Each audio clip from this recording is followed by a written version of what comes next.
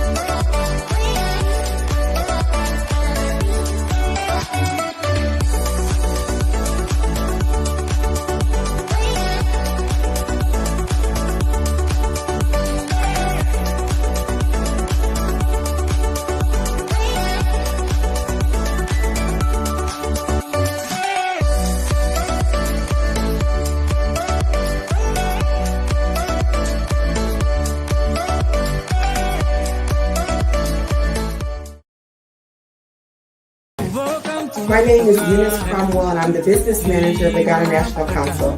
Make sure you always watch Trend Africa TV. Welcome to Africa. Thank you once again for joining us, and for all who have just come, we want to say a big welcome to you. Today, we'd like to discuss a few very important issues. Language technologies have been leaving specific languages behind, especially most African languages. While Google Translate offers translation services in several African languages, no Ghanaian languages were included until Ghana NLP stepped in. Today, I'd like to introduce my first guest, who is Dr. Paul Azunre. Dr. Paul holds a PhD in computer science from MIT and has served as a principal investigator on several DARPA research programs. He founded Algoring Incorporated, a research lab dedicated to advancing IL/ML and identifying scenarios where they can have significant social impact. Dr. Paul also co-founded Ghana NLP, an open source initiative focused on using NLP in transfer learning with Ghanaian and other low resource languages. He also serves as a director of research at Dun & Bradstreet, a company helping businesses managing supply chain risk and other business analytic challenges. He is the author of the recently published book, Transfer Learning for NLP and by Manning Publications. Dr. Paul, you're most welcome to this program. How are you doing today? Doing pretty well. Thank you for having me. You're more than welcome. So we're just going to go ahead and dig right in. Can you tell us exactly what the Ghana NLP is and how it was started? Okay. So Ghana NLP is an organization of open source contributors. So nobody gets paid to contribute in this. This is just a group of people, a group of Ghanaians mostly, and sometimes some foreigners, who are interested in advancing the state of language technologies for Ghanaian languages.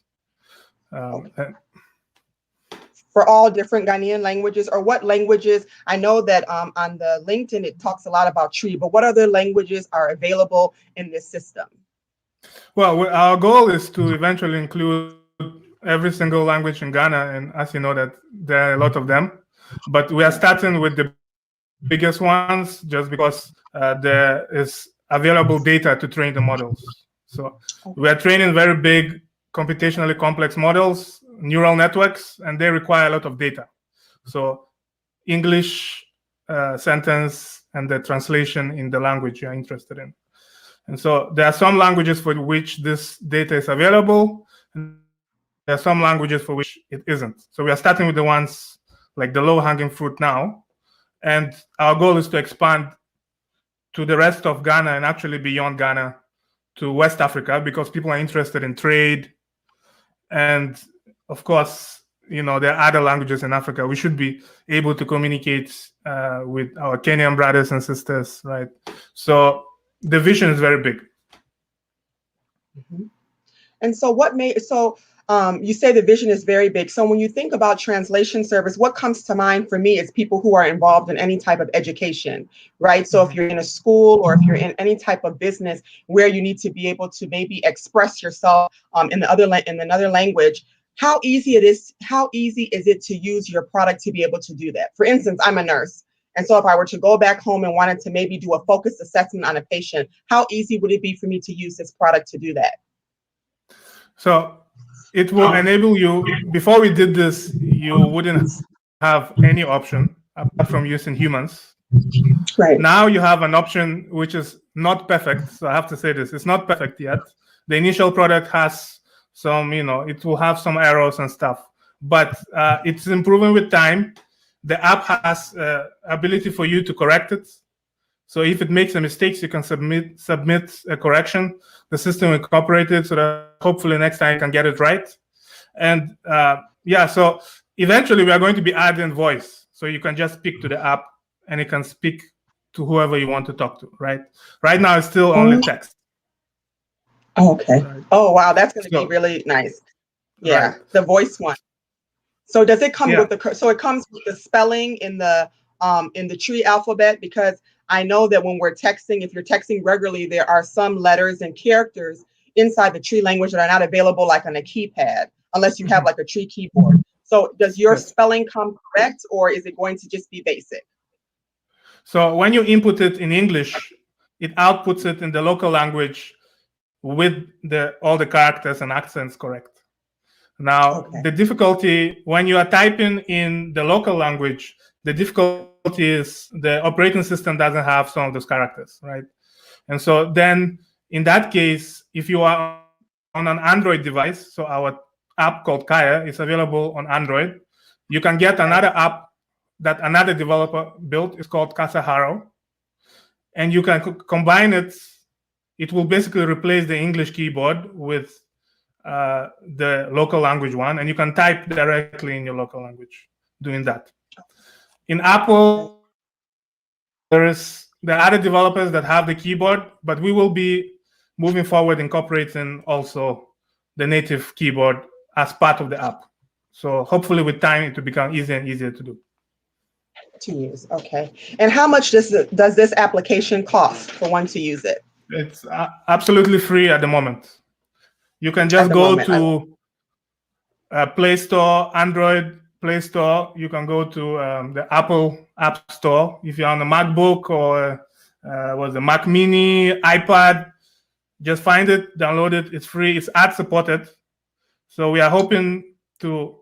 So as I said earlier, a lot of this stuff depends on the ability to have data to train the models.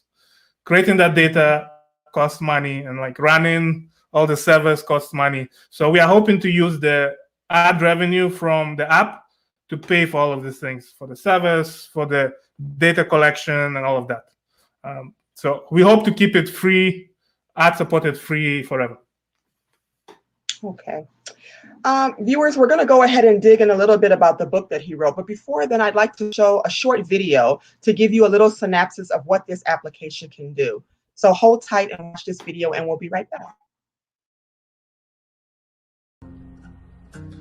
Hello everyone, I'm excited to announce the release of the first ever translator for Ghanaian languages. I'm going to show you the Android app first, produced in collaboration between Ghana NLP and Algorithm Research.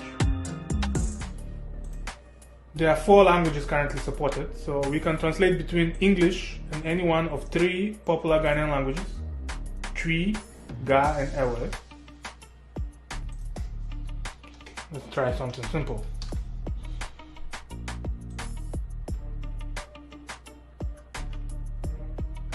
Wuhutiden. Seems right. You can just go to translate.ghananlp.org, and this will take you to our translator, which has all of the same functionality and more.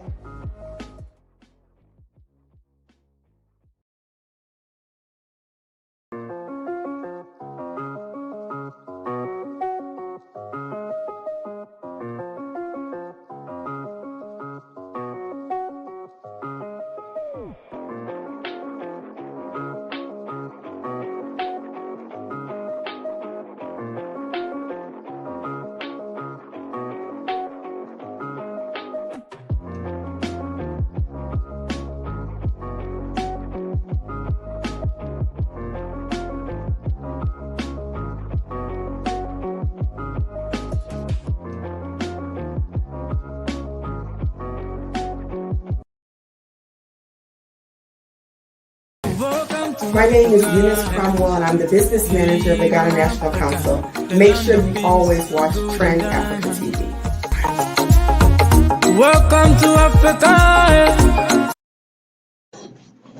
Thank you for that wonderful video, and thank you once again, everyone, for joining us on this Health Talk segment on Trend Africa TV. So we are sitting here talking to Dr. Paul about this amazing app that he's co-founded. It has different translation services, and he wrote a book. So Dr. Paul, if you could, tell us a little bit about your book and where we can purchase it. Yes, so the book is called Transfer Learning for Natural Language Processing. And so this basically a description of techniques that can be used to solve the problem we just described. So as I mentioned earlier in the program, one of the biggest challenges with, say, African languages in terms of artificial intelligence is the availability of high quality data. This is why they call these languages low resource languages. Now, so the key to overcoming that challenge is to reuse knowledge that's in other languages. So when models are trained on English, French, and all the other languages, there are certain things about those languages that can transfer, or certain knowledge from that situation that can transfer to our scenario. Say the translation of English to Twi or translation of English to Ga. So that's what transfer learning is. It basically says, don't learn from scratch, try to reuse the knowledge you already have. Because if you do that, you're going to be able to use very little data to accomplish the same goal. And this is true both for text and voice. So this basically, the book describes some of these techniques in detail on how you can implement them and, the code on implementing them. And you can get it on Manion.com at the moment, very soon to be available on Amazon, Barnes & Noble, and all of those places. But I want to stress that the code that comes with the book is free. So even if you can't afford to get the book, it doesn't cost a lot. It's like $20. If you can't afford to get it, please still look at the code on Kaggle. It's free, so you can get a lot of benefit just from that. And you can tweet at me, ask me questions. Yeah. Wonderful. So do you think that having this type of system would replace maybe people who are teaching people languages? I've been doing a lot of research. A lot of people like to travel to different countries. And one of the biggest things is not being able to communicate, right? We have people who are translators. You spoke earlier about having a human interaction. So do you think that this is going to replace that human interaction eventually of someone who travels or whatever needs to have a translator? Or I do not. Well, in general, I think people should think about artificial intelligence as something that enables us rather than replaces us. So I don't think human translators are not going away, particularly because language is dynamic, right? So language is going to change over time, like new jargon is introduced and so on. So we're always going to need linguists to continue to study the stuff. And the models have to be trained. They don't come with knowledge of the stuff. So they have to be trained. And actually, some of these methods that we are working on enable us to employ linguists, right? So we pay them. We have to pay the linguists to create the data to train the model. You have to keep paying the linguists to keep improving the model and adapting to the current state of the language. So, and the person who is using the tool is going to be able to do a lot more faster, right? So there are people who, today people are tweeting at me, people who are translators, saying, I'm very happy I found your app. Because what's going to help them do is translate very quickly and then check, which is faster than doing from scratch, right? So actually, they are going to get paid more if they embrace it. They will be able to make more money, right? So I think it's about adapting these technologies. Really, let's not be afraid of them. Let's see how they can help us, and we'll find that it's more of a plus than a minus. Right. And how well has this been accepted in Ghana? Has it reached the Ghana market? Are people using it back home? So we definitely are still drumming up the interest. So we have thousands of users now. It can be a lot more than that, right? So please, I would like to ask the audience to please show it to your friends, retweet it. It's free. Please use it. Please tell us what's wrong. If you find something wrong, tell us, because that's how, if you leave us a review, give us an honest review. This doesn't work, this doesn't work. Or if you like it, of course, you can say you like it. But if something's wrong, please tell us, and then we'll keep improving it. We've had a lot of success stories. So the topic of your show today is about health. We heard recently that some pharmacists in Agogo are using the app to communicate with people. So they go into the community and they have to give drugs to people. They don't speak their language, and so then they try to translate and show people and say, aha, and then so they're able to find some kind of common ground. So we have some stories like that emerging. I think there's a lot more that needs to be done. One of the reasons I'm here is to help spread the word. And also we need to, I think when we add voice, for instance, which is an ongoing thing to be available soon, I think that will also increase the interest. And once we add more languages, right? So the trajectory is definitely upwards from here. It can only get better. That's wonderful. Thank you very much for sharing that information. We're going to take a short break, and when we come back, we're going to dig in deep a little bit into traditional medicine practices in Ghana. Dr. Paul will be around to answer any questions. Please leave your comments or concerns in the box, and we will definitely read it out. Make sure that you download the app and, of course, share it with your family and friends. Stay tuned. We'll be right back.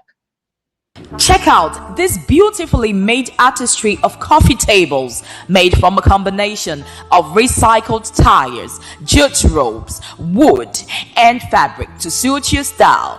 Yes, we make to order. These coffee tables can help you make a statement in your bedrooms, offices, and living rooms. But remember, we only ship within the USA and Canada after shipping cost is paid. Call Jasper Designs on 1-306-203-2650 or email us at doduyayra@gmail.com. Follow us on Instagram at Jasper Love or follow Pearl Yara Agboka on Facebook. Don't be left out. Please place your orders now.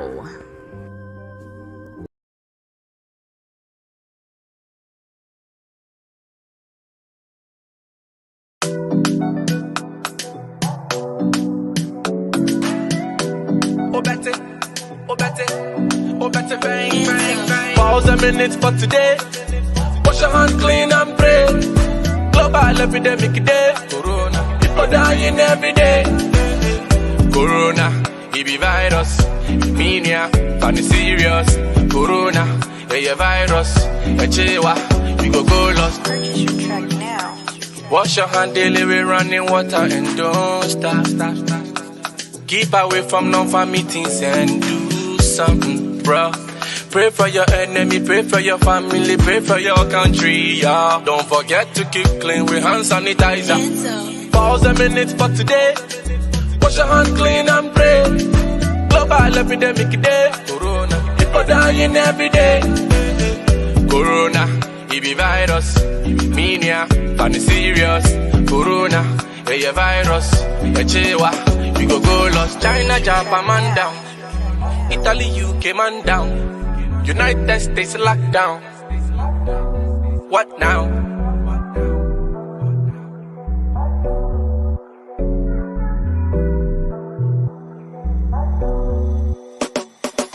Pause a minute for today. Wash your hand clean and pray. Global epidemic day. Corona, people dying every day. Corona, it be virus. Mania, funny serious. Corona, yeah, virus. Echewa, we go lost. Pause a minute for today. Wash your hand clean and pray. Global epidemic day. Corona, people dying every day. Corona, it be virus. Mania, funny serious. Corona, yeah, virus. Echewa, we go lost. My name is Eunice Cromwell, and I'm the business manager of the Ghana National Council. Make sure you always watch Trend Africa TV. Welcome to Africa. Thank you once again for joining us this evening for the Health Talk segment on Trend Africa TV. This show is proudly brought to us by our sponsors, Ghana National Council, Omama TV, and Holiday Africa TV. We're going to switch gears a little bit. Traditional medicine plays a vital health role in many African communities. Accessibility, availability, affordability, cultural acceptance, spiritual, religious, sociological values make them preferred options for many people over conventional theory or therapy. Today, I'd like to introduce to you Dr. Kingsley Atua. He is a Christian and holds a Bachelor of Medicine and a Bachelor of Surgery degrees from the University of Ghana Medical School. He also has a bachelor's degree in herbal medicine from the Kwame Nkrumah University of Science and Technology, therefore making him a medical doctor and a medical herbalist. He works at the Center for Plant Medicine Research at Monpom Aquapim as a clinician and a researcher. He enjoys soccer, he enjoys reading, he enjoys traveling, and he is joining us all the way from Ghana. Dr. Atua, you are more than welcome to the program. How are you doing today?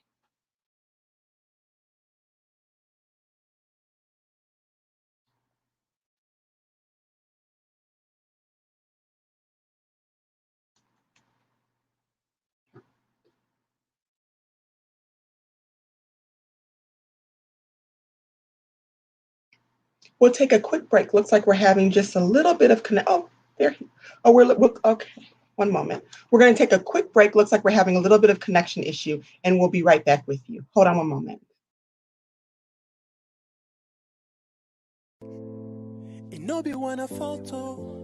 Hello, Dr. Amina. How be? Adeo, Adam. How be you too? How we go do am?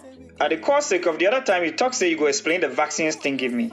Oh yeah. So everybody get immune system which they protect we from infections, right? Take am say the body be house. The immune system be the house security, where viruses be arm robbers. If arm robbers come the house, where the security no make ready for them then yawa. So vaccines be what they train the security to recognize and fight these robbers if them come the house inside. Vaccines there, we start to use no be today If the vaccines help we fight the 6 childhood killer diseases safe. So why people they talk say vaccines no good? Abi, I tell you say no be true. Vaccines be safe, wah. Some people they react badly to vaccines, but that be rare, cry. Oh, for real? I never know say them be safe like that. But why them still no get corona vaccine? Charlie Adam, making vaccines and medicines no be easy. It no day like tea bread where them they take one day do It they take time to make vaccines. Sometimes yes safe. This be because them for do plenty tests make sure say it a job. Where it be safe too. But if it take years, why them say the corona one day we figure time soon? Righty, research advance wah. So we go fit develop vaccines in much shorter time. Also, sake of corona make pandemic, everybody they put in extra work to get vaccine. So why them won't try the corona vaccine for only Africans wanna talk? The French doctors them talk that thing there. Them no force cry. Where what them talk self no be true. Vaccine trials they go on for UK, Yankee, and other places. Sake of how corona spread, it be best to test the vaccines for every continent. Otherwise, we no gonna know if it go work give we. In any case, wanna FDA for approve all trials before we go fit participate. So one thing we for do be say, before make wanna leaders do due diligence before them go accept anything. Hey, Dr. Amina, me tell so I'm sorry. You make about this vaccine thing, pow. Adam, I dare for you. I be you the kai how you go protect your body from corona. Oh yeah, at the Kaiwa, I will stay house if I don't get anywhere go. I will wear mask if I dey comot, wash and sanitize my hands and other surfaces, and I will try to stay 6 feet away from other people. My name is Eunice Cromwell, and I'm the business manager of the Ghana National Council. Make sure you always watch Trend Africa TV. Welcome to Africa. Welcome back, everyone, and sorry for that technical issue. We are now welcoming Dr. Atua all the way from Ghana.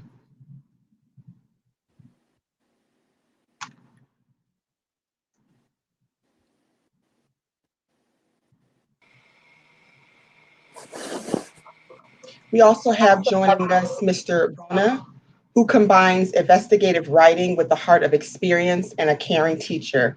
He's graduate level training from the prestigious Franciscan University in Ohio in the United States, where he earned his master's in education. He also earned a BA with honors in political science and religions from the University of Ghana. He serves as the RSC secretary and as an executive committee member to the National Union of Ghana Students. Tonight, viewers, we have a very dynamic show. We have someone who wrote a book on traditional medicine in Ghana, and we also have a doctor from Ghana who practices herbal medicine. So we'll be going ahead and getting started. How are you guys both doing today? Doing good. Thank you. Thank you. We'll go ahead and get started with Dr. Atua. Can you go ahead and tell us a little bit about your profession as a medical doctor and someone who practices herbal medicine? Well, thank you and good evening once again. I think until recently I was practicing as a medical herbalist at the Center for Plant Medicine Research. Basically, what my work entails was, as a trained herbal medicine practitioner, I had to be able to incorporate the ability to make a definite diagnosis based on the patient's history, the physical examination, and then analysis I make based on their presenting complaints and be able to come to a definite diagnosis after clinical investigation, and then plan a treatment plan using validated herbal medicines. So it's basically like a Western or an Orthodox trained practitioner where you take all the history, take your diagnosis, but then the only difference is that you are using herbal medicines to treat the person. So that's basically what I've been doing for the past 10 to 12 years at the Center for Plant Medicine. Okay. And in terms of, because we're talking about in Ghana, so within the Ghanaian culture, how important is it to have herbal medicine? I know a lot of people don't really trust traditional medicine and they're used to doing things that maybe their grandmother taught them. So how important is this for the Ghanaian society? Well, herbal medicine is important because if you look at the WHO statistics, it says that about 70 to 80% of people use herbal medicines or traditional medicines in one way or the other. But let's define the terms very well. Traditional medicine incorporates all the practices, skills, knowledge sets, whether explicable or not, that people use to eliminate disease, mental, physical, or social. But then when you look at it critically, you see that herbal medicine is a component of it. That is the scientific part. So people will tend to use the herbal medicine whether they can explain it or not. And here we have other spiritual or divinations or unexplicable forms that you may not be able to explain scientifically.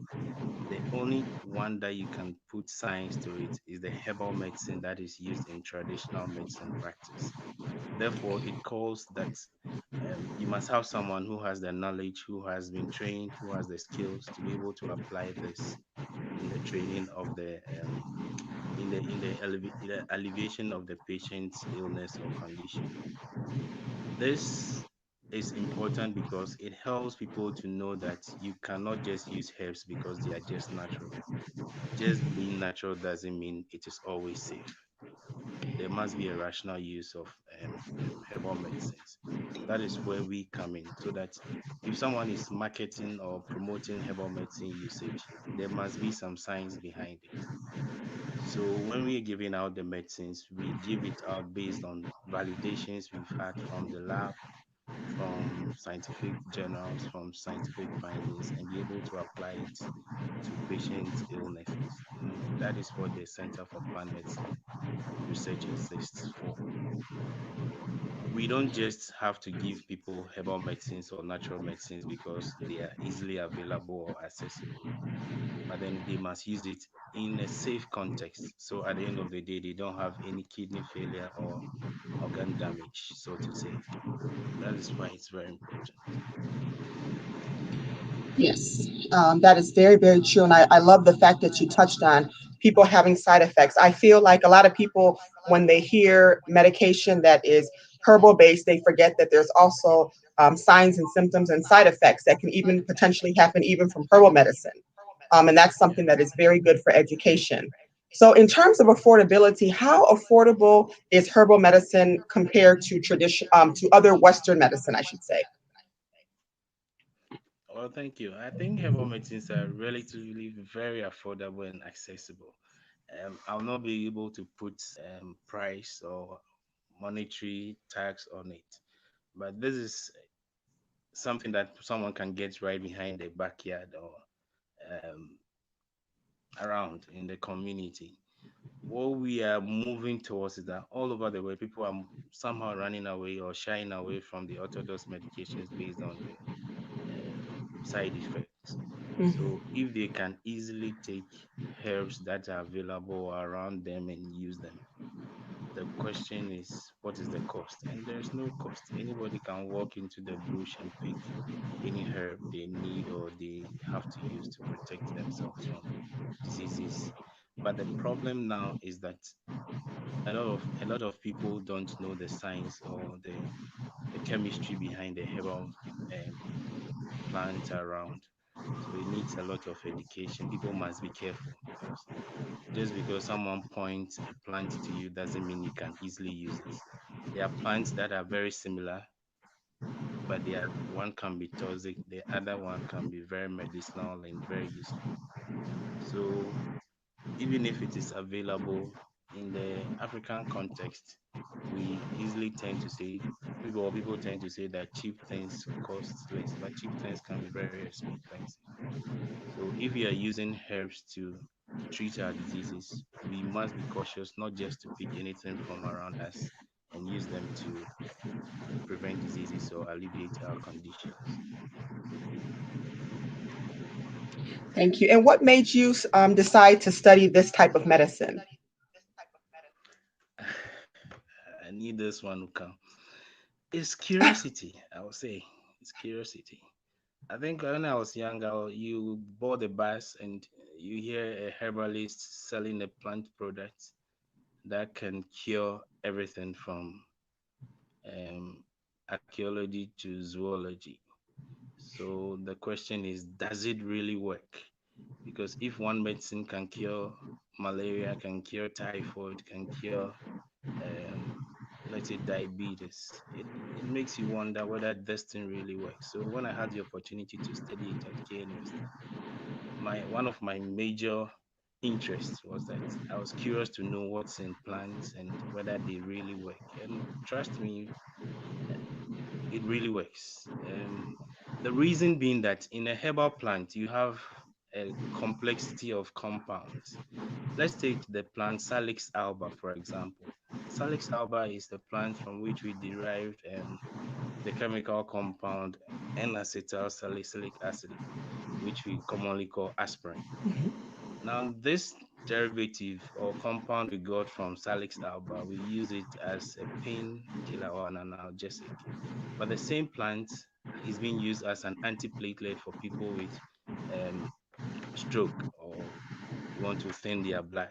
The same plant has other benefits as an NSAID or a non-steroidal anti-inflammatory drug. So that tells you that if an orthodox drug can do more than one thing, it means that a plant which has hundreds or sometimes thousands of compounds can do a complexity of things or alleviate certain symptoms in a patient because of the number of compounds in them. Some of the compounds are synergistic in effect. That means it supports other compounds to potentiate their effect. There are other compounds to in a plant that may be producing a benefit for which you didn't really know you were going to get, and later you get it. We are currently working on a plan for COVID-19. I hope you come to it later. Um, the plant we found that has 70% activity against malaria. But the same plant has compounds in it that are vasodilatory. It means that it opens up your blood vessels for blood to flow. And so that makes that plant, the same plant for malaria, very capable of making men become more potent in bed. So it makes me get to know that, well, what I was curious about knowing in plants, it's really true, but it's still a long way to go for us. So I think curiosity drove me into the profession and I have not regretted it one bit. That's wonderful. I'm glad to hear that you really love your profession and that it's going so far. Now, does this center, you mentioned you worked at the center, is it regulated by the FDA in Ghana? Well, our practice is currently, the practitioner is regulated by the Traditional Medicine Practice Council. And Okay, then the products we use are regulated by the Food and Drugs Authority. okay. So now the profession is becoming more well tuned or well regulated. You cannot use a herbal product in Ghana without FDA approval.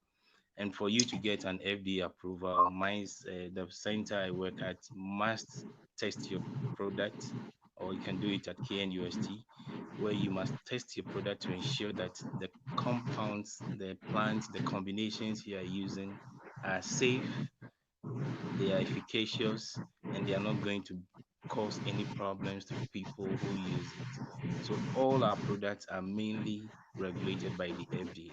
However, we have miscreants in the practice, like exist elsewhere. So there are a lot of charlatans. There are a lot of people who are taking advantage of the ignorance of the clients they are serving. But it's a big job. It's a tedious task because at the end of the day, the the number of people who are practicing traditional medicine is really huge. It's a whole constituency on its own. And so the regulatory authorities may not be able to regulate everyone, but the product by law must be regulated by the FDA. You're in giving the FDA approval before you can use it in the general public. Thank you. We're going to take a short break. When we come back, we're going to actually speak with Mr. Bona, who wrote a book on traditional medicine in Ghana. We're going to hear what he has to say coming to us as an author. So stay tuned and we'll be right back. Thank you. It's here for Mechiamo, God's afternoon. Yes, fellow Ghanaians, this is a public service announcement. No need to get excited. Your watch it stays the same. It's in the brown box now. Look at it right there in the green leaf. Bibiansa sign. Why? Mamunsru. Yep, rocks watch it. The watch in a jar, that's a specialist. Jar, you see, yep. We got a huge contract. This is for hotels and folks from out of town. Yep. Mamunsru. Environmentally friendly. Stays hot. I got a plastic. I gotta go. But this is not for you. I mean, you got a choice, but your choice, your watch it stays the same. It's Mamunsru. Wati. Rocks watchy. The original is there. In the second demo. Yep. Powder for Fukramudi, so. Hey, who's that? Anyway, we open right now. It's lunchtime. The number to call is 0244-676742, 0244-797911. Rocks watch it to the world. Catch them and see a final World Cup. Yes, yeah, do be a bit paiju.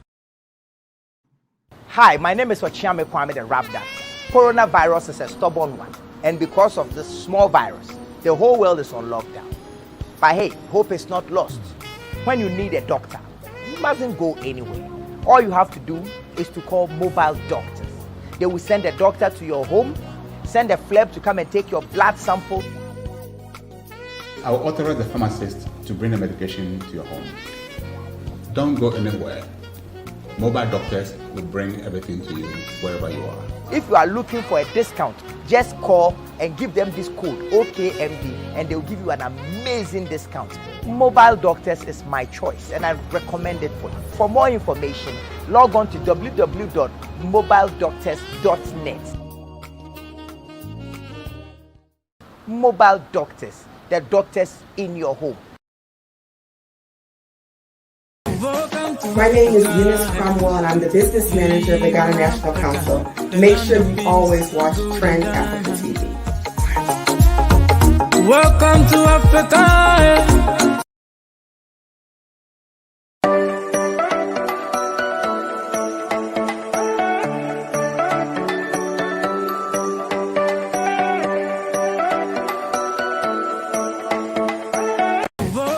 My name is Eunice Cromwell and I'm the business manager of the Ghana National Council.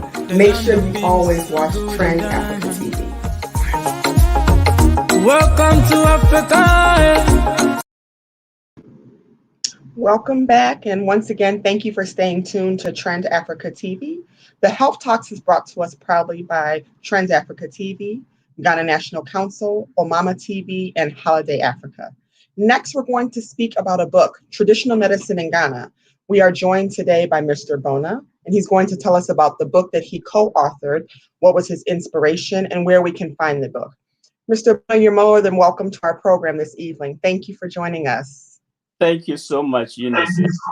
Wonderful work you're doing for our community. You're doing a great job. Kudos. Thank you. Thank you so much. Let's get started and talk about your book. So tell us a little bit about how this book came to be, how you were involved in this project. First of all, this is the traditional medicine in Ghana for your viewers.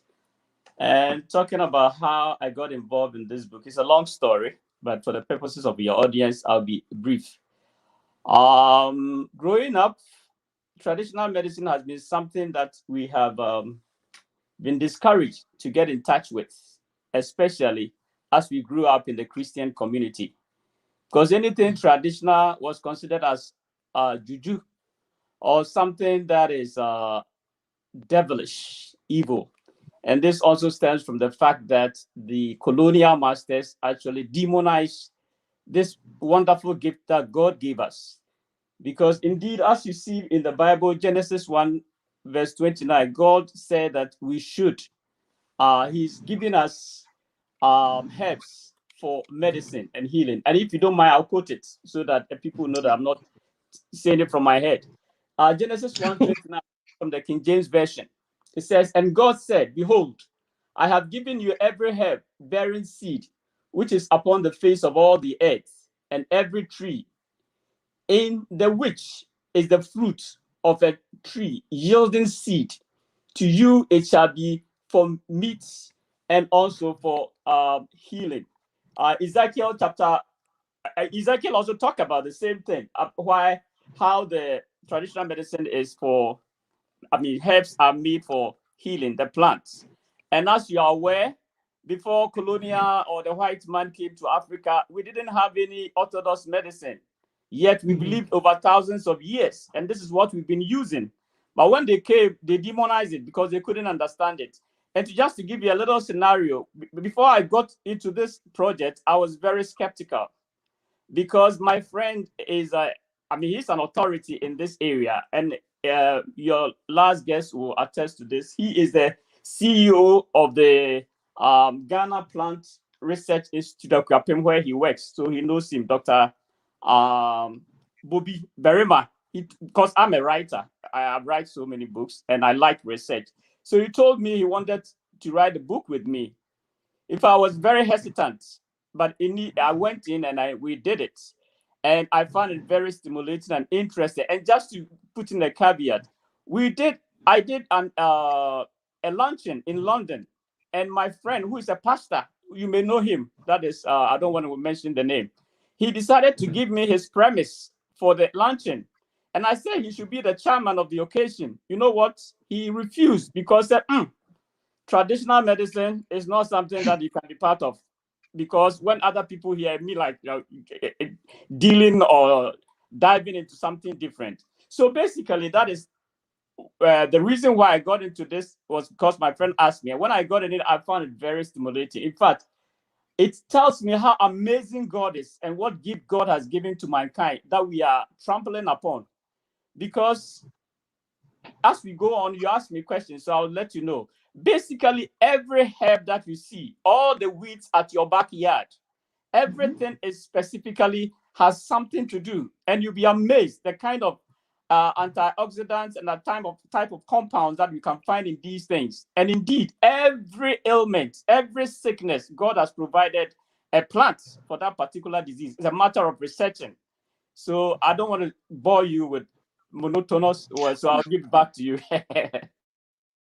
Thank you so much for giving us that introduction. I do find the topic myself very interesting, and that's the reason why I was so excited to have both you and our other guests to be on to really enlighten our viewers.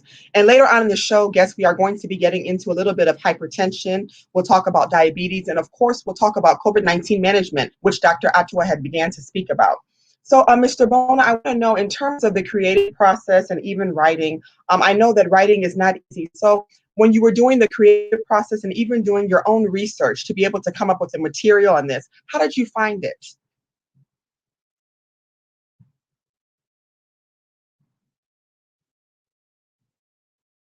Oh, there's no sound.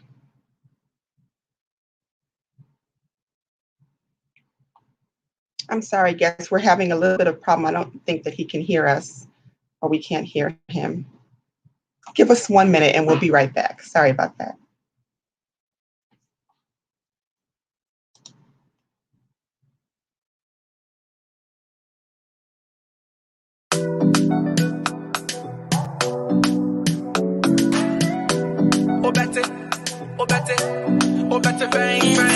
Pause a minute for today. Wash your hand clean and pray. Global epidemic day. Corona. People dying every day. Corona, it be virus. Mania, funny serious. Corona, yeah, virus. A chewa, you go lost. Purchase your track now. Wash your hand daily with running water and don't stop. Keep away from non-family things and do something, bro. Pray for your enemy, pray for your family, pray for your country, yeah. Don't forget to keep clean with hand sanitizer. Pause a minute for today. Wash your hand clean and pray. Global epidemic day. Corona, people dying every day. Corona, it be virus. Mania, funny serious. Corona, yeah, virus. A chewa, we go lost. China, Japan, man down. Italy, UK, man down. United States locked down. What now?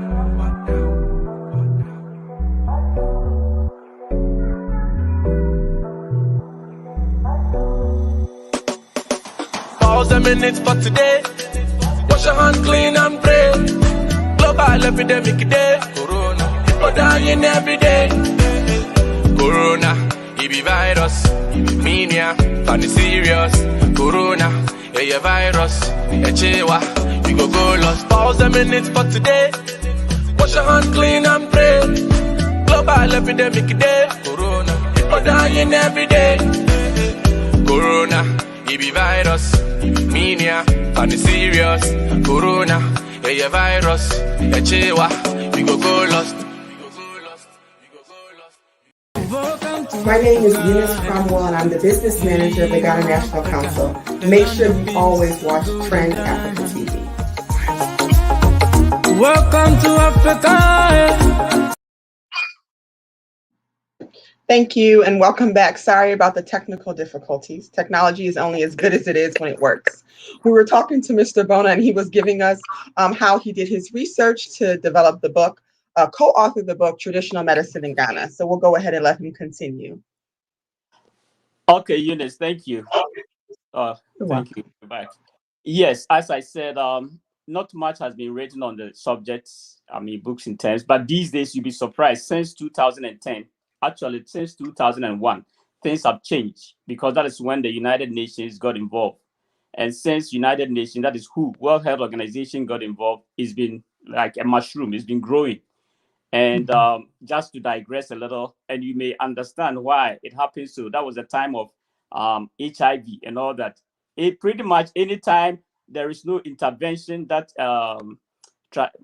orthodox medicine cannot do, people, that is a time that traditional medicine gets audience, because apparently there is no other means except to them. And to tell the truth, all these inventions coming up, even COVID tests.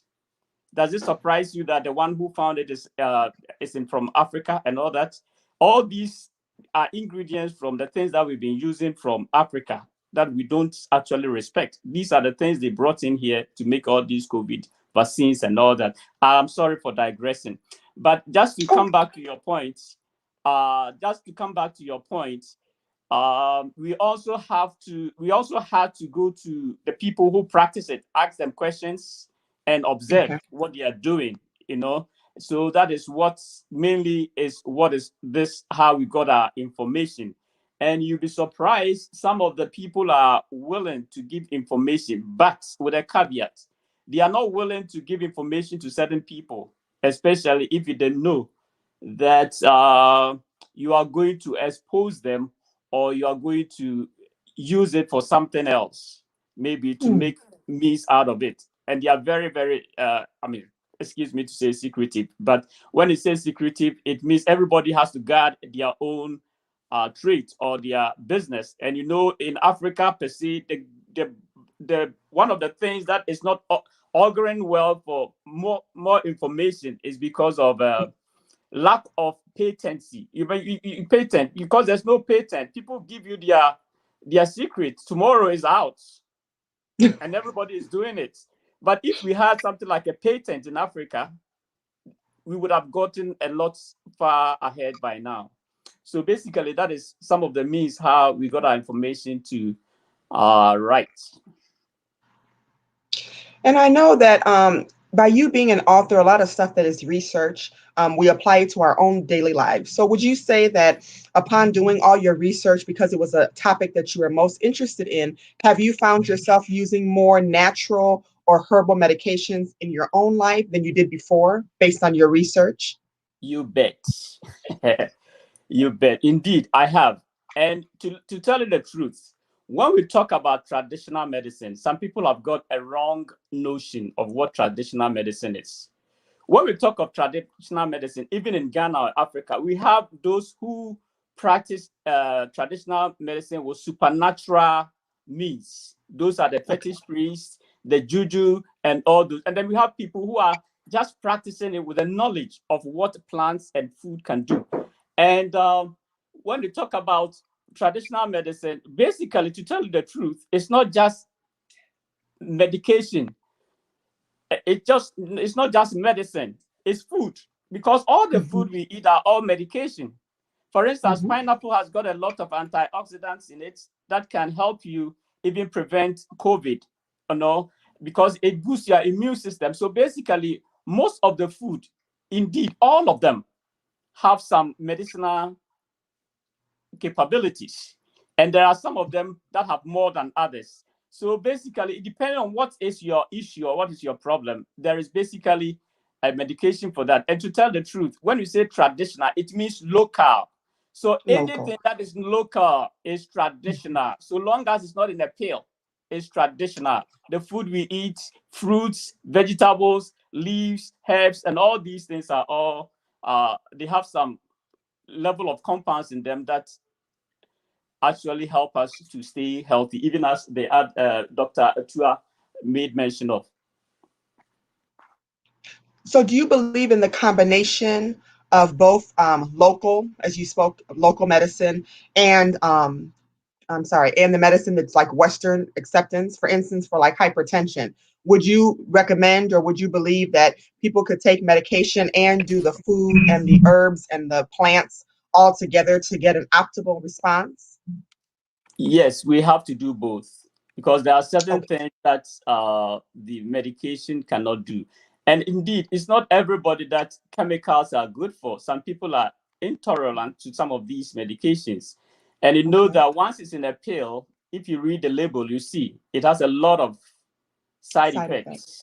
Yes. So mainly, even according to UNS, what kills people most is not the medication per se, it is the side effects. And when you use traditional medicine, because they are herbs and natural products, the side effects are very, very less, especially if you use them in moderation. Because the point is, sometimes, as Dr. Tua was saying, the thing is good because they have the same compound as what they use for these pills and all that. But this is organic, this is life. So sometimes what happens is that somebody will tell you that a particular fruit, a particular herb is good, and then we overuse it.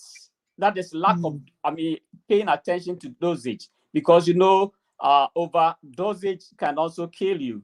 So you have to. The only problem is how to know the dosage to take and what not to take. For instance, something like pineapple and pawpaw, they are very, very good in, administering to diabetes, hypertension, and all that. But because of the sugar content, if you are diabetes and it's not the type 2 or something, and you take too much of it, it will raise your sugar level and other things. So it can become bad. But there are other ones like them, like mint tea. There are certain things you not even believe. Something like we call something weed, goat weed. The type of weed that we don't want at all because they are very stubborn and everybody doesn't want it at your backyard. But that is a very powerful medication for all these kind of diseases like diabetes, hypertension, and all that. And simple things like atwa, that is the like the Africa pear and all those things. They are very good because some of them have their sugar content is less. So when you take them, some people even use them in their tea, their porridge instead of sugar. And because it's natural, it goes a long way to lower your chances of getting hypertension or even reducing it. And if you don't mind, I'll add one thing because it's very important that people know. I just even got a video from a friend. He's a Nigerian. he had a very high level of diabetes. He said his level was like 300. And then somebody told him he's been taking medication, and the medication, of course, is working, but it's not all that. It has side effects. So somebody told him about African pear. It's a pear. And then he said all he has to do is cut it into pieces, put it in a jar and put water on it. And then he has to drink some every morning and then night, like a glass full on an empty stomach. He said he's been doing it. The first day he saw results. And now his sugar level is way down. But then he was cautioning that make sure you don't drink too much, because you have to get your insulin machine to check to make sure that you are at a level that is good enough for you to operate. Because although there's too much sugar is bad, some level of sugar, you need it. So these are some of the things or the challenges that we have when we talk about traditional medicine. Absolutely. And from everything that you're saying, I think education is a key factor.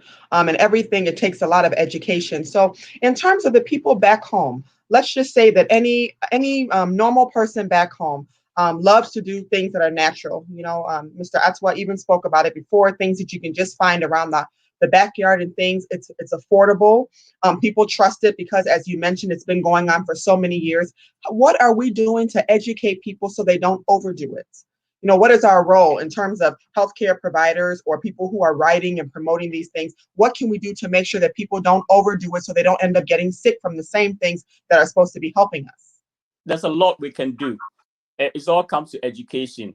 We have the media, we have the media, all sorts of media should be used. And the good news is that because these days, the educated ones are getting into traditional medicine, the whole thing is changing. The kind of dislike and the kind of apathy and the kind of, how evil we look at it is changing. As I said, even when I was as a Christian, you wanted to stay away. It's not like that. So it's changing. So because it's changing, now people are getting to know that we can use it. But to tell you the truth, something like without traditional medicine, which World Health Organization attests to it, that 80% of people in Africa rely on traditional medicine. Yes. So if 80% rely on them, the 20%, what are the 80% going to do if you take the 80% away? So all we have to do is to polish it. And that's why United Nations and World Health Organization is very serious about this. And now we have universities getting into this. The first, since 2001, we have universities. It was mainly in South Africa. They have gone ahead of this in terms of Africa because they started early. But now we have Ghana, we have UST, they have university just for traditional medicine degree. That is awesome. You see, so all these things go ahead, and then also, as Dr. Tua said, the FDA is now involved. So your product has to be FDA approved. So before you get a label on your products, it is approved. So once people know that your product is approved and tested, and you have dosage on it, it becomes safe for people to use. So these are the things that we need to enforce and make sure that the government also step in, especially in Africa, to weed out the quack traditional healers, the quack ones, because some people sell things like chalk, you name it, and they claim it's doing something, but actually it's not. So we have to educate people to patronize those who have licenses and those who are actually adhering to the standards of the FDA. Thank you, Mr. Bona. Very, very important. And we always say that on our show, we need to follow things that follow evidence-based practice. We encourage everyone to really find out the source. And as he told us, things that are FDA approved. Let us take a short break, and we're going to come back and we are going to dive deep into hypertension and diabetes. In the Ghanaian community within the Chicagoland area from doing the health fairs, we found out that those are the two diseases that are really affecting our community. When we get back, we're going to bring back Dr. Atwa to be joined with Mr. Bona to talk to us about these two diseases and things that we can do to be able to treat it. We'll also find out where we can purchase his book and patronize that. Hold on one moment and we'll be right back. Thank you.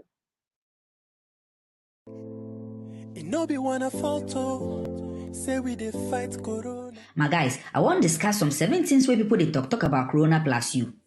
You put the worry. You don't know say corona really kill black people. Make you no make anybody lie you. Corona no dislike give anybody cry. True say it start for China, but right here, it catch everywhere where they fit kill anybody, especially people where they get some other sickness. For places like Yankee, Corona they kill black people pass. Yeah, Charlie. Some people say they talk say China people with share do or it be 5G self where they cause them. But shine your eye, it no be anybody do we 5G to no go fit cause the sickness. The 5G self, it dey like the 4G way we all they take browse righty. It just be upgrade. People too they talk say if you get corona with chop plain, take garlic, onion, ginger and lime, the sickness go. But this one too be lie. This thing's good for the body, mom, but I don't know if it prevent or cure corona. So what about Sobolo? Me self, I dey like Sobolo, but into no they do corona nothing. Appeal to Corona mainly they attack the lungs, so appeal no go fit do am nothing. The truth be say, people wey dem dey booze, corona they feel worry them, papa.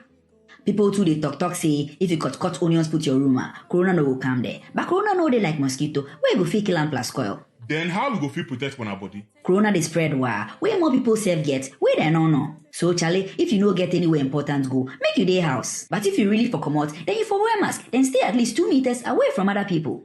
If for they wash your hands, then use hand sanitizer more times. But I beg, make you no drink am. If you dey call for sneeze too, do for your elbow inside. Take some bleach to clean surfaces where they touch. But this no be for your body. Finally, if you feel say get corona, may you go chop for one corner, so say no go spread am. If you get plenty rest, then drink more fluids. But if you dey make worse, then for call the emergency numbers.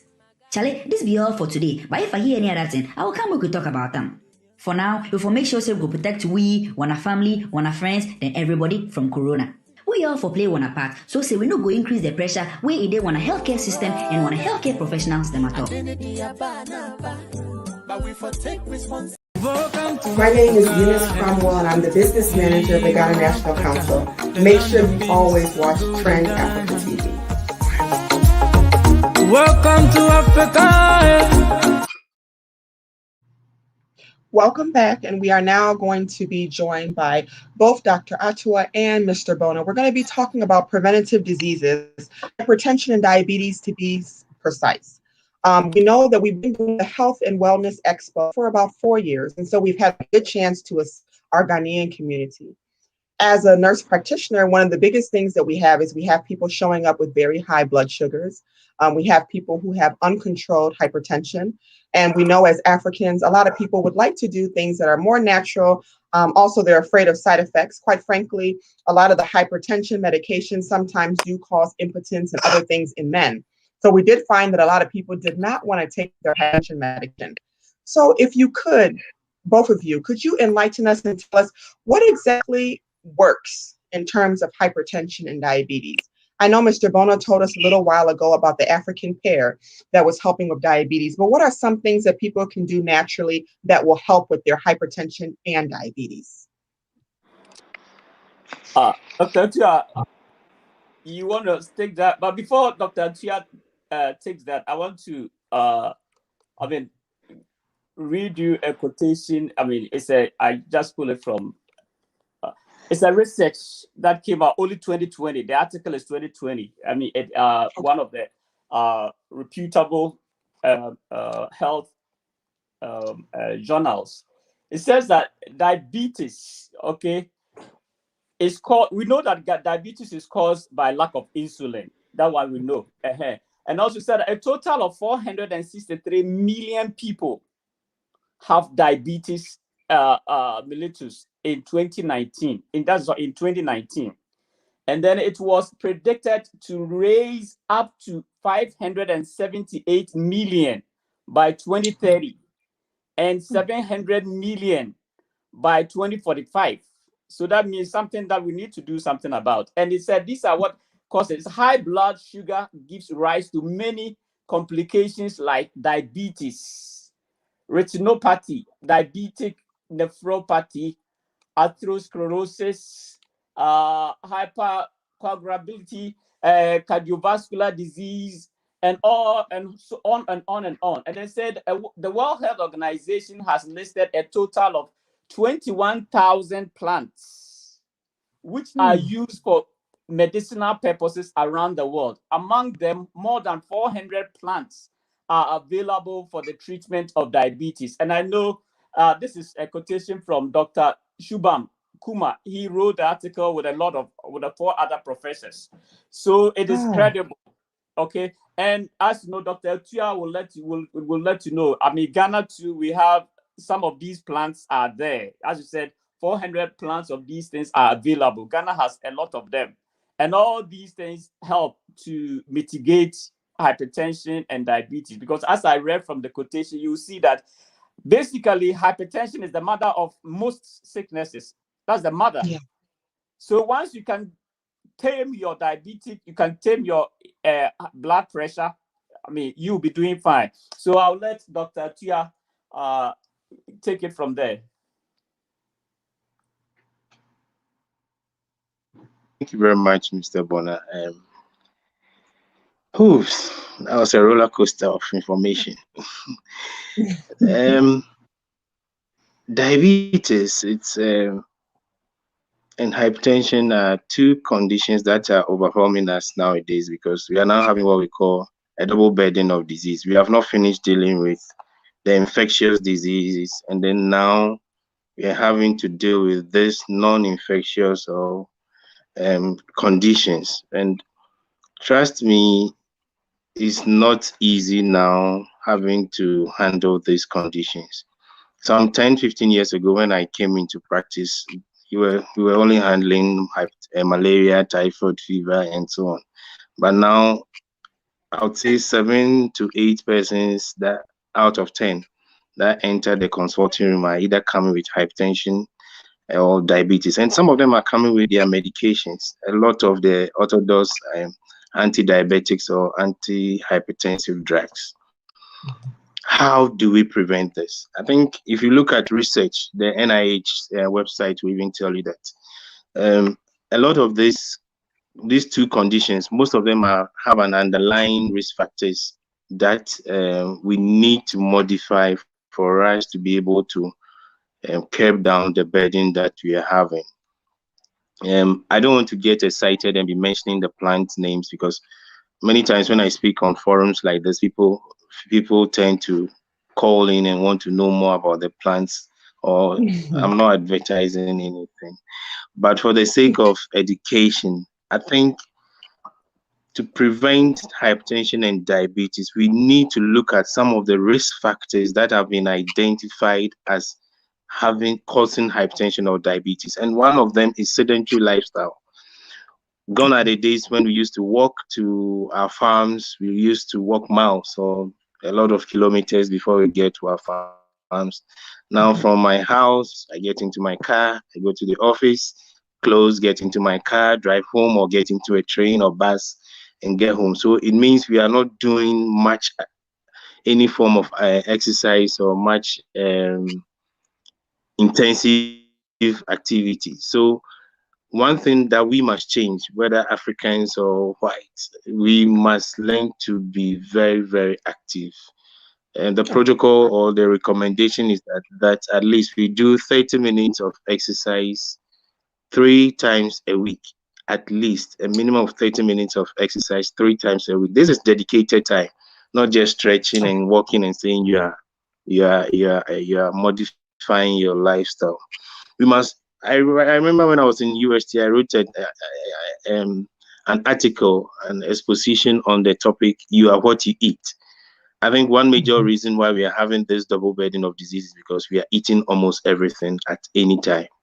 We must modify what we eat. We must go back to the days of eating our kontomire, our garden eggs, our local vegetables, instead of going for these refined foods like the indomies, the macaronis, the fried rice, the what do you call it, fried chicken, and so on and so forth.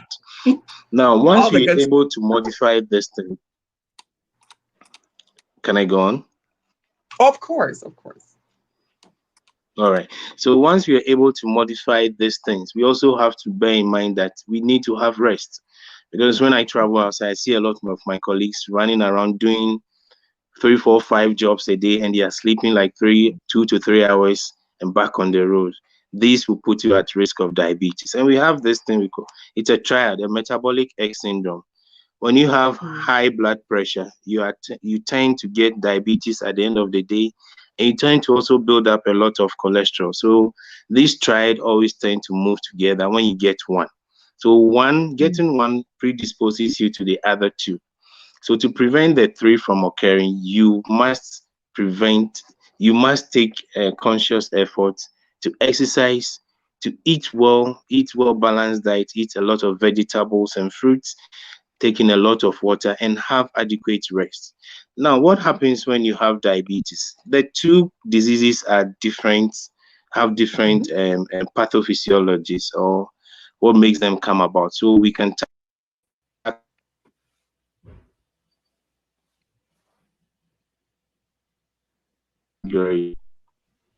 one that comes about because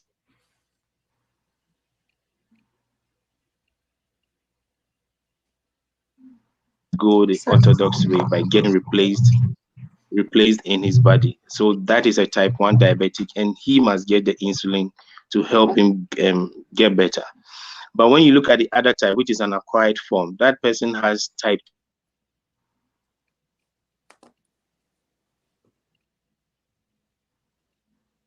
he becomes I'm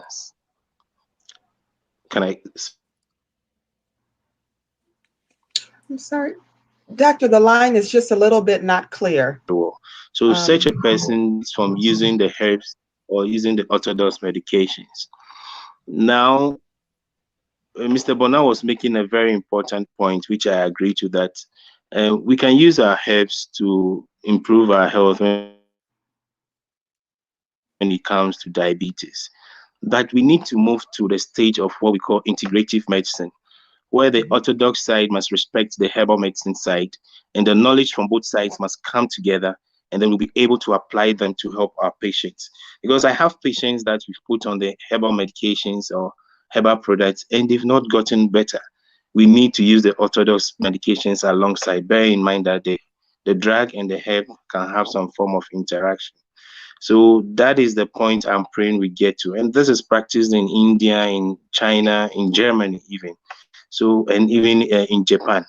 So we need to move to that point where we can integrate the two halves of medicine to make us improve on the health outcomes we are talking about.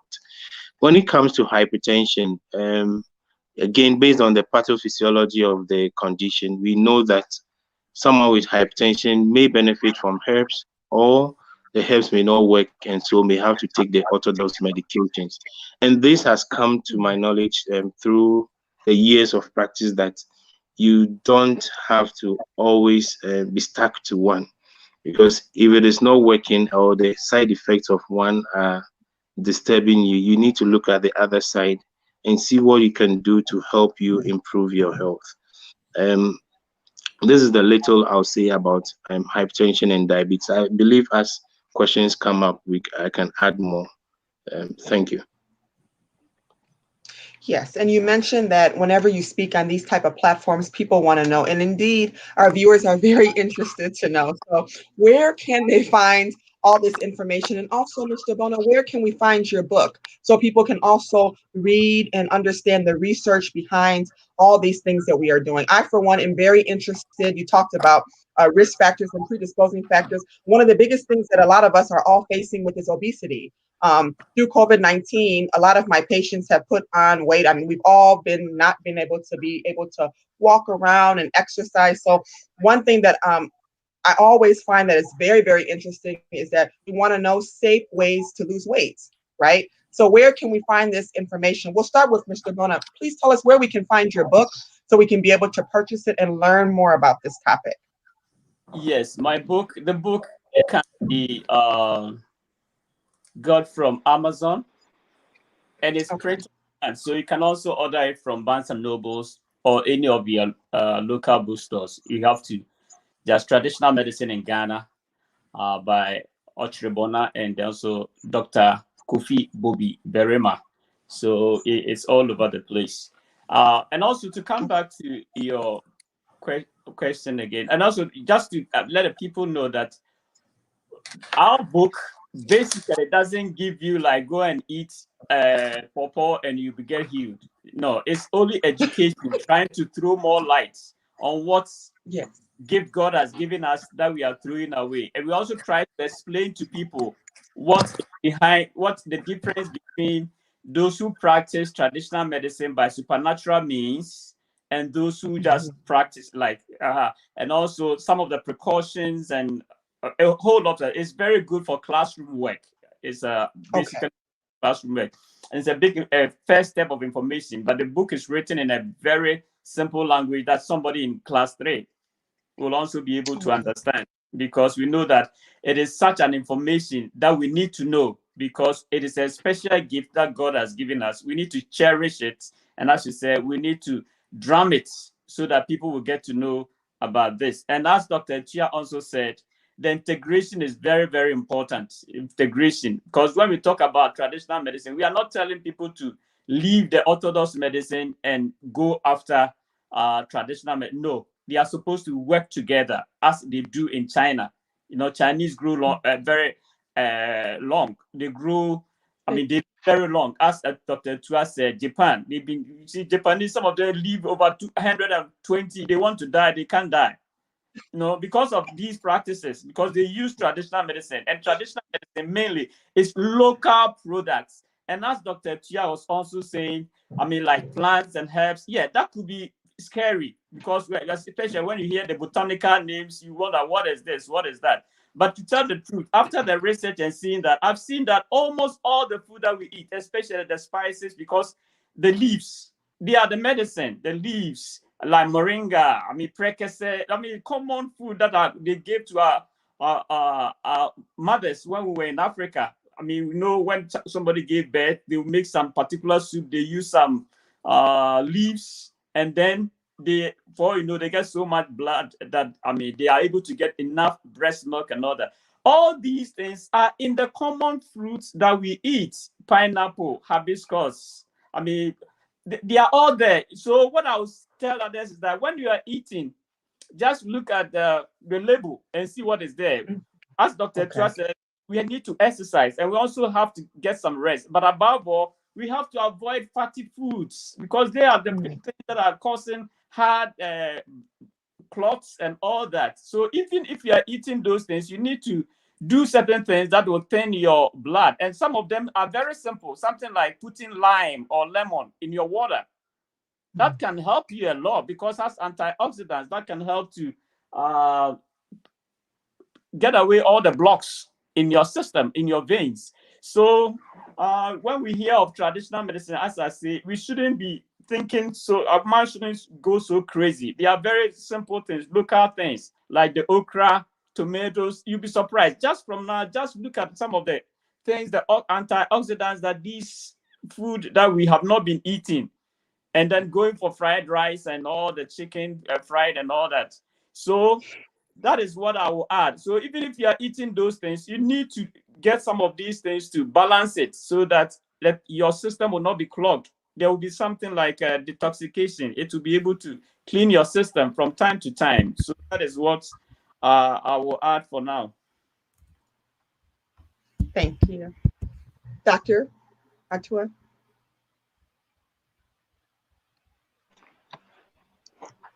Hello. Yes, did you have anything to add? Well, Mr. Bonner has basically said a lot, and I must say he's hit the notes, he's hit them right on the head.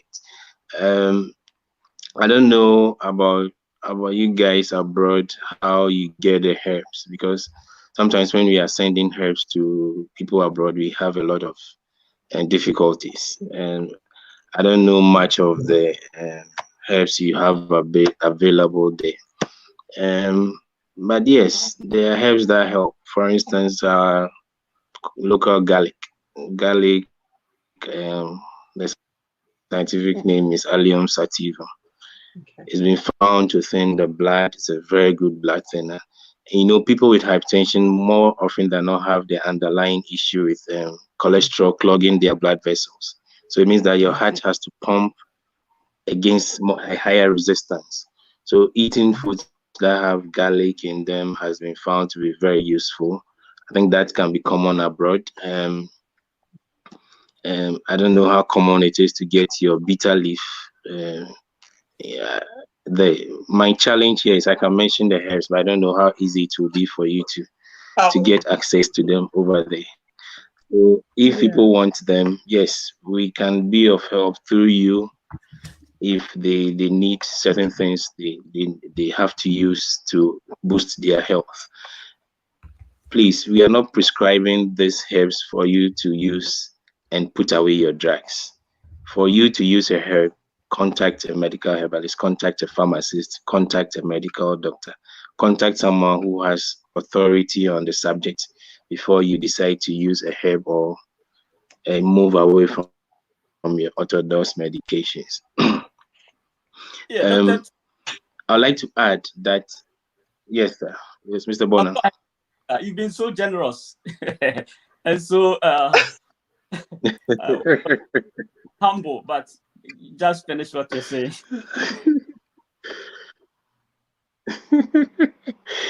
Well, I'm really cautious because it comes from practice.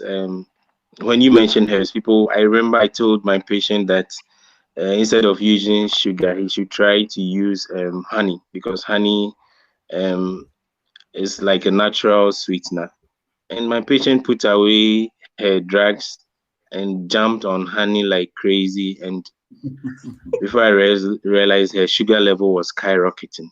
So now it's time to put me in a limited way when I'm talking like on platforms like this. So Mr. Bonner, I'm being generous and cautious because of Yesenia Owaka. I know Madam Cromwell, Eunice will explain it to our listeners. So permit me today to avoid mentioning names of herbs, but we are ready to provide any herbal product or herbal medications to anyone who wants help if they get in touch with us or with me. Let's take a quick break, and when we come back, we're going to welcome Dr. Edward Ofori, who is going to be giving us the latest update on vaccinations of COVID-19.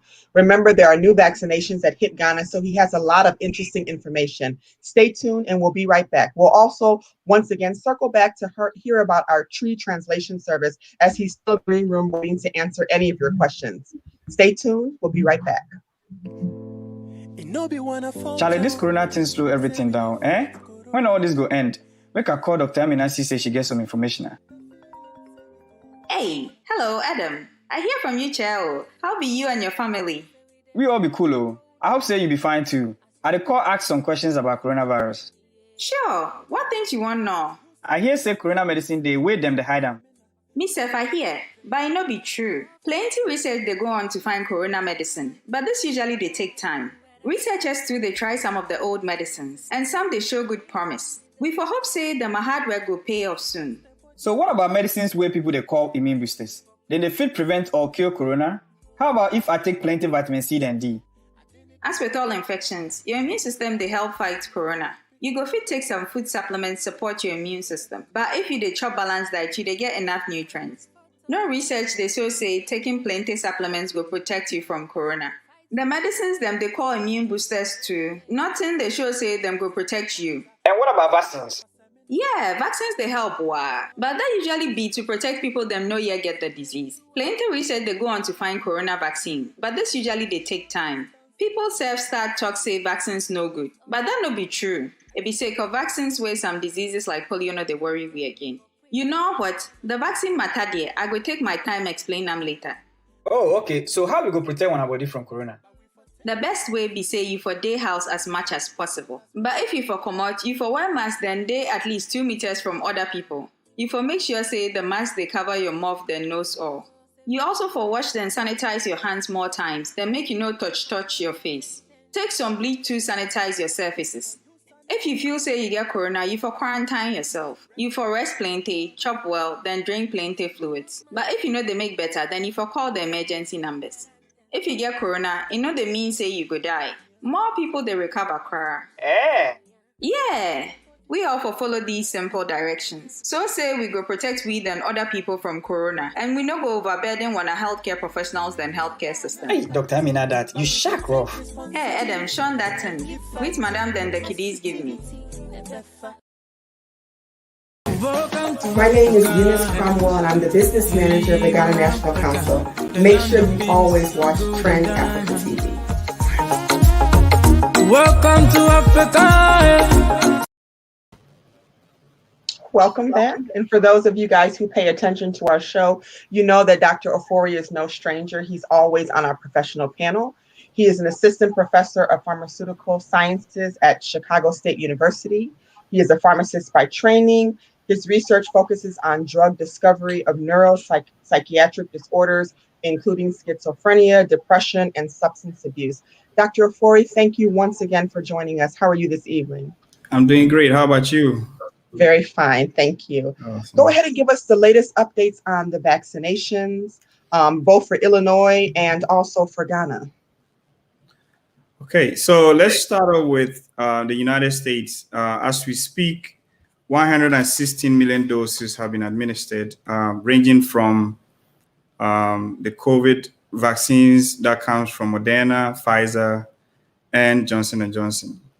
What it means is that all these vaccines are, two of them are 2-dose vaccines. One is a single-dose vaccine. The number of vaccines are increasing. We are currently sitting at 2.5 million doses per day. At this rate, it would take the United States 5 more months to be able to achieve 75% immunization, full immunization for that sake, which is pretty much the minimum that we want to hit when it comes to herd immunity.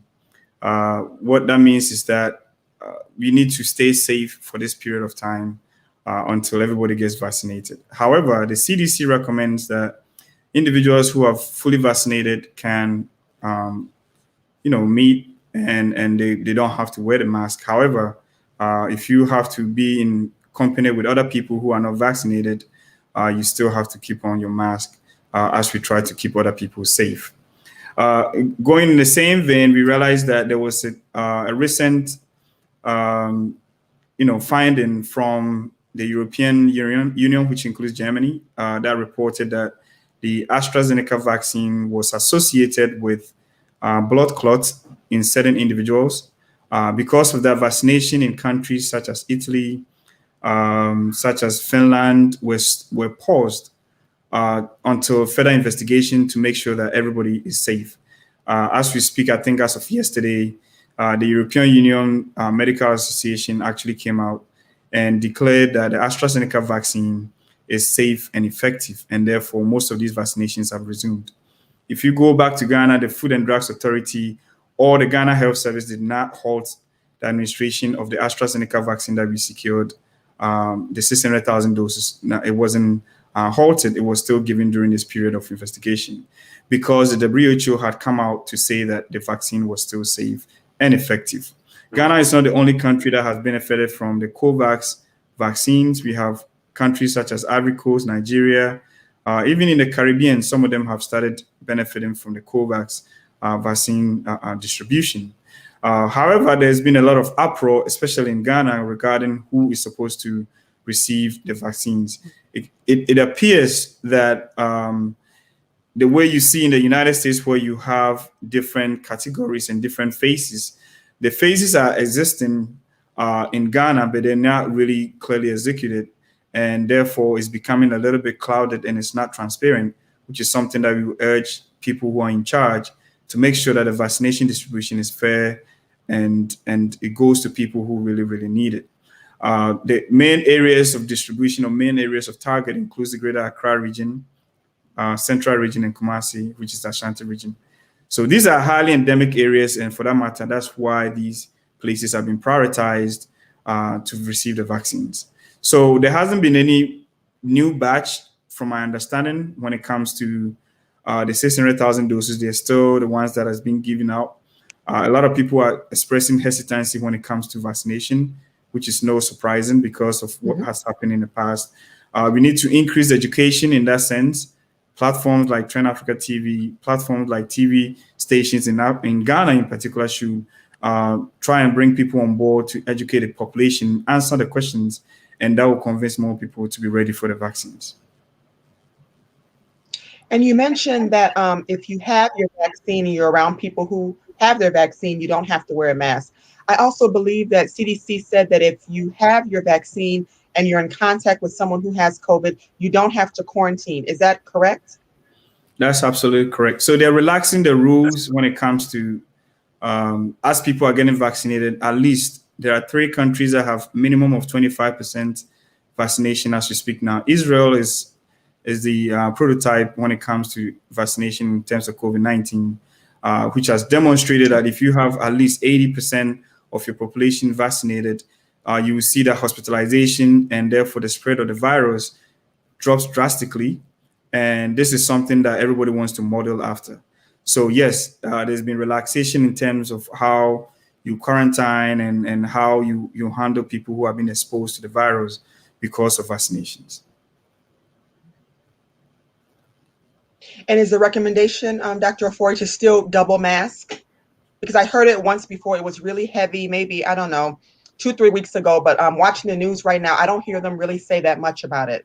So is it still the recommendation to do a double mask? It is still recommended, but the reason is that there's been a plateau or decline in number of cases across the country, meaning that you were kind of worried about the new strains of the virus that has been popping up, especially the ones from Brazil, the ones from UK and South Africa, were something that a lot of epidemiologists and people in public health were concerned about. And because of that, there was a recommendation that you should double mask so you don't spread those kind of strains. From surveillance, I believe that the spread has kind of decreased across country, the nation, especially in the US. Most of the numbers in COVID statistics is driven by the United States. So no wonder if we drop our numbers, it tends to affect all the statistics. Okay. Thank you very much. It is 8:07, so we'll be wrapping up, but I'd like to give Dr. Paul, I'd like to go back to his app. If we could just show his video again on how to download the app and also let him reiterate to us how we can use this application. I think that would be best for our viewers. For the people who were with us earlier and heard his presentation, I'd like for the people who joined us later to be able to join. So let us show that video once again. Thank you. Hello everyone, I'm excited to announce the release of the first ever translator for Ghanaian languages. I'm going to show you the Android app first, just in collaboration between Ghana NLP and Algorithm Research. There are 4 languages currently supported, so we can translate between English and any one of 3 popular Ghanaian languages, Twi, Ga, and Ewe. Let's try something simple.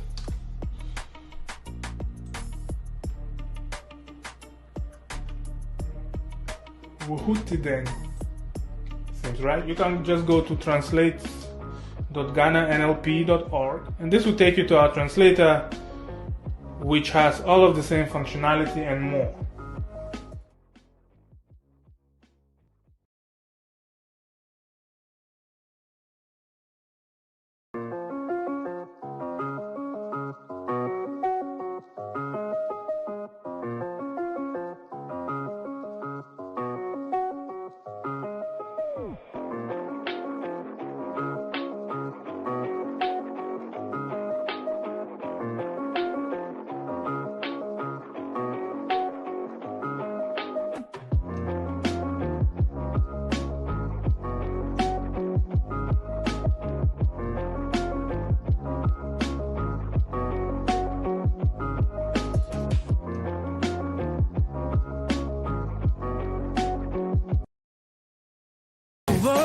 My name is Eunice Cromwell, and I'm the business manager of the Ghana National Council.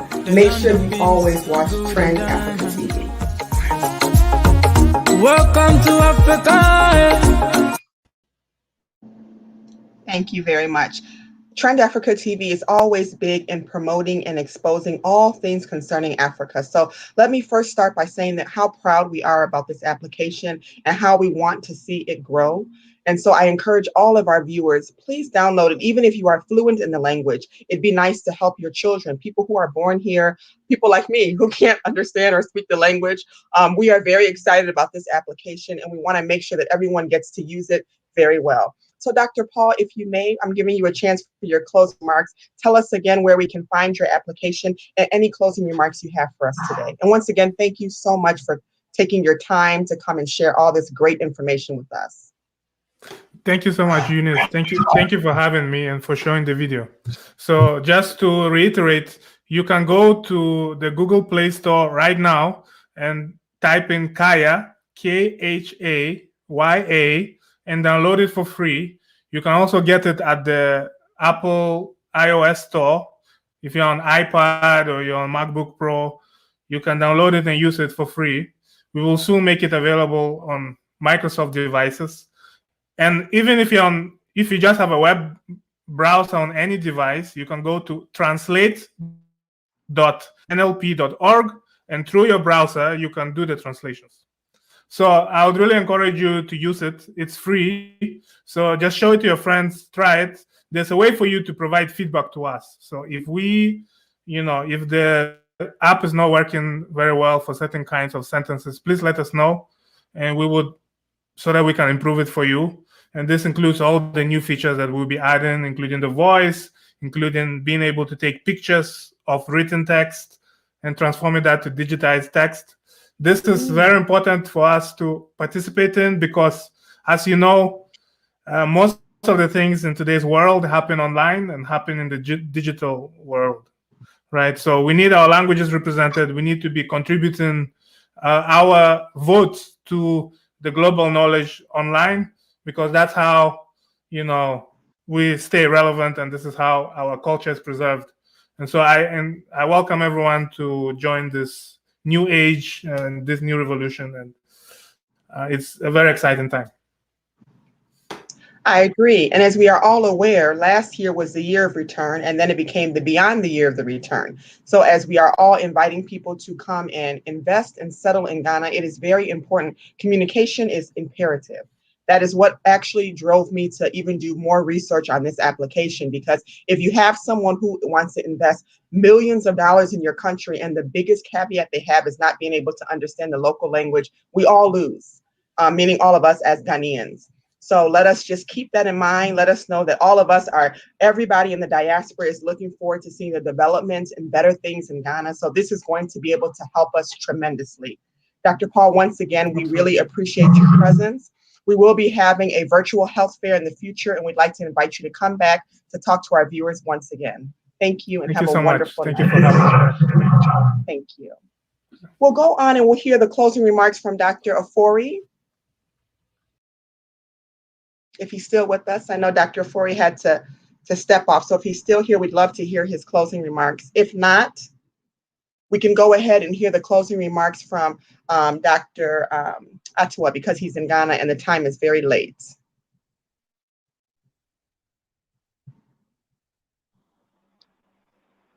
Okay.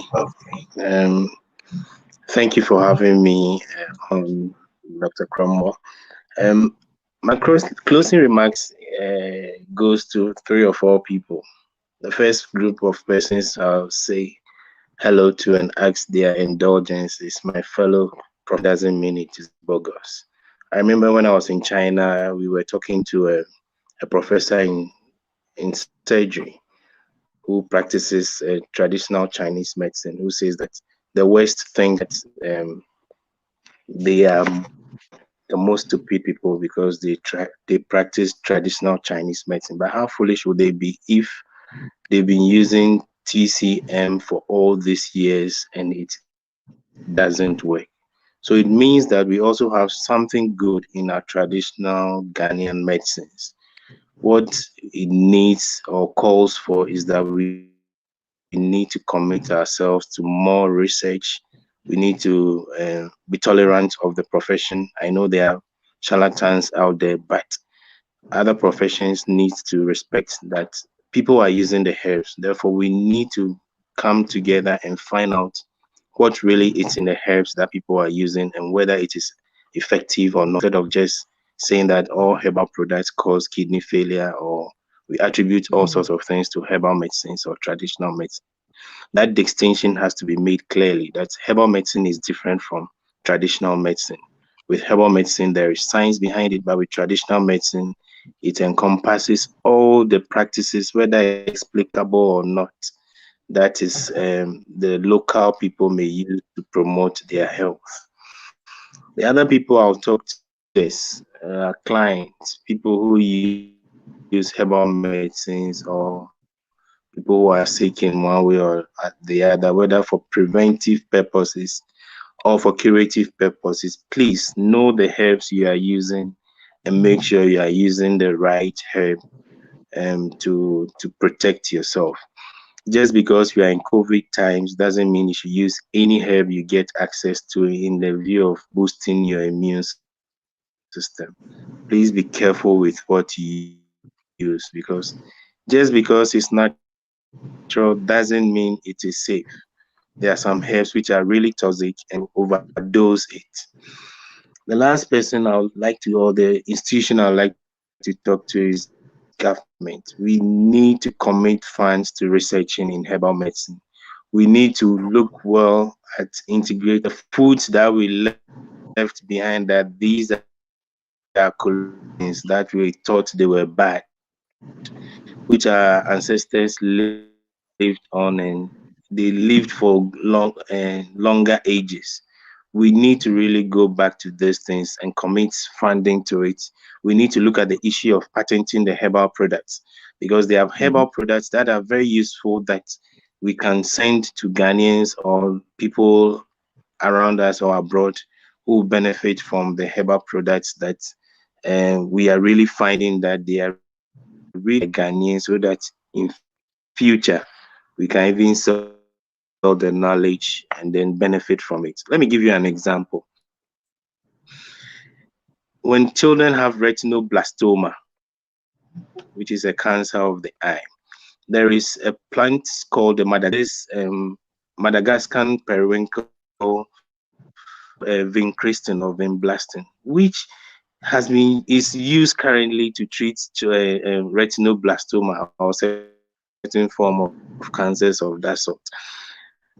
The government has committed funds and resources to this. So when you go to Madagascar, they grow large plantations of this Madagascar in Ghana. The yield of the artemisinin compound was found to be 6 times better than soil.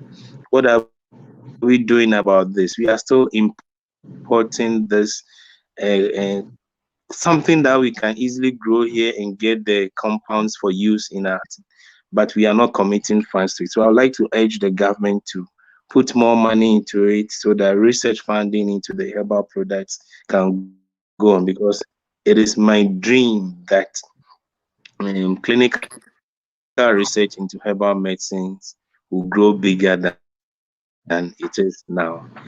I'd like to thank you so much for having me on, and it's been a real pleasure and honor to be of help to all your viewers. If anybody has any questions or would like to engage me in any.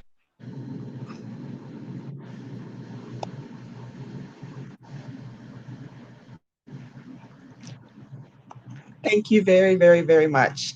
And we will make your information available. Once again, he's offering his services if you have any questions or concerns. I will also just tell our viewers that if there is a topic that you are interested in and would like to know more about it, please let us know. You can send us an email. You can respond on our chat form on Trend Africa TV or Ghana National Council, because we are here for the community and we would like to bring topics that are interesting and things that people would really like to know about. So we'll go ahead and hear the closing remarks from Mr. Bona. Yeah, Eunice, thank you so much for having me too. And just to take it from where Dr. Tuah left us, as I said, Dr. Tuah has been very, very modest. But you need to, hit the nail on the head. Traditional medicine is good, but you have to be very cautious, because in everything, there has to be moderation. It's moderation, modest. You have to be modest, because too much of everything is bad. So that is what it is. So what I will also say is that for the sake of those who are in the shoes that I used to wear, I will tell them, especially Christian education and Western education, say that traditional medicine is not good. Dr. Tia has actually thrown some light on it. We have people practicing with the aid of the supernatural, the juju, and the fetish priests. They are all there. I mean, those are the, if I should say, those are the specialists, because just like in medicine, traditional medicine is very broad. Okay, just like in medicine, we have the family practitioner, and then we have the cardiologist, and we have all that. So all those people are there, they are needed, but they sort of practice the things that we cannot explain, like witchcraft and things that have spiritual connotations that we cannot explain. That is where those people come in. But the point is, they're all gifts of God, but except that I don't want to use the name the devil, but they have blackened it such that it becomes very bad for people to go and use those. And of course, it's because of what they will ask in return. And most of them are evil, because what they ask in return for those things are not good. But God gave us plants for us to use. And as I was quoting first, there's also another one in Ezekiel chapter 47, verse 12. So fruits, trees of all kinds will grow on both banks of the river. Their leaves will not wither, nor will their fruit fail. Every month they will bear fruit, because the water from the sanctuary flows to them. Their fruits will serve for food, and their leaves for healing. God has done his part. It is ours to do our part. And our part is that we have to research into these things. They are good, but we have to use them in moderation. And also we have to know which one will work for us, because some of them are toxic, because they have different things they do. Because some of them are used as mosquito repellents or insect repellents. Some of them are used for, all other stuff, for insecticides and all. So you don't want to go and eat something that is used for insecticide, So you have to find out. But luckily, we have Google. Education, information is now available. So if you are not sure, just Google it, and you will get some information about it. But to tell you the truth, the food that you've not been eating, the African food, like garden eggs, okra, tomatoes, all those things are medicine, because God gave it to us to heal us. Just know what your condition is and see which kind of food will help your situation, and then you will be good. Because certain things like Africans, you see them sometimes when we see the movies, of course, because of poverty. People are walking around barefooted. They are eating from places that you cannot even dream from, but they are not getting sick. You know why? Because they are also eating fruits like guava, pineapple, all this. It takes care of all those things, But that is not to say go and eat something wrong and go and eat fine. But the point of what I'm trying to say is that let's go back to our roots, because they are good. The things that we have neglected, they are good. They are good. So what I will say at last to our, as Dr. Tia mentioned, the government should do. I also ask that it is all research. That's why when you are buying a house, they say what? Location. For traditional medicine, it's research. And the government of Africa must pump a lot of money into this, because it's a 5 billion industry for the Chinese and plus more. And that amount that I'm quoting was about 5-6 years ago. With inflation and everything, the amount has gone up. It's billions and billions of dollars. So our government should get into that, because the things are growing wild in the forest. Something like neem tree. It's a miracle tree. They are cutting them for charcoal. Can you believe that? Meanwhile, trees like neem in India, they are worshipped because they call it miracle plants. Every part of it is used for something. Every part of it. You can research into that. So this is what I will ask about, that we have a lot of money that is going through the gutters. Let's support the industry and see how far God will also take us. Thank you. And again, I hope to be back. Of course, thank you. And would love to have you back. Thank you very much for taking your time and joining us this evening. Viewers, I want to thank you very much for coming and joining us. Once again, we are always available every other Thursday on Trend Africa TV. If you have any type of suggestion, if you have any topic that you're interested in, kindly let us know. Remember to stay positive. Remember to stay masked up. Get your immunization anytime you have a chance. And if the sun is not shining on you, let it shine through you. God bless you and have a wonderful night. Thank you.